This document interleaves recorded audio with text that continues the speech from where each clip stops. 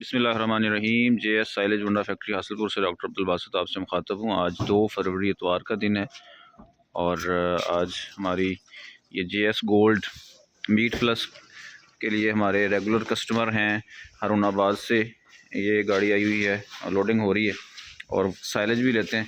भाईजान आप बताएंगे हमारा वंडा इस्तेमाल कर रहे हैं, कैसा जा रहा है? हाँ जी, बड़ा बेहतरीन जा रहे हैं इंशाल्लाह। रिजल्ट मिल रहा है? हाँ जी, बड़े जानवर इंशाल्लाह खुल रहे हैं तो बड़ा ग्रोथ कर रहे हैं। बहुत शुक्रिया। हाँ जी, ये अल्हम्दुलिल्लाह रेगुलर शुरू कस्टमर तो हैं। इंशाल्लाह आप इथों ही शुरू कीते हैं तो इथों ही जा रहे हैं। बहुत शुक्रिया, अल्लाह ताला खुश रखे। अल्हम्दुलिल्लाह हम भी कोशिश करते हैं अपने कस्टमर्स को मेयार फ्राहम करें और मेयारी चीज़ें अल्हम्दुलिल्लाह हम अपने वनडे के इंग्रेडिएंट्स में मेयारी चीज़ें इस्तेमाल करते हैं। मकई भी अच्छी इस्तेमाल कर रहे हैं और फार्मूलेशन भी अल्हम्दुलिल्लाह बड़ी ज़बरदस्त है, अल्लाह का शुक्र है।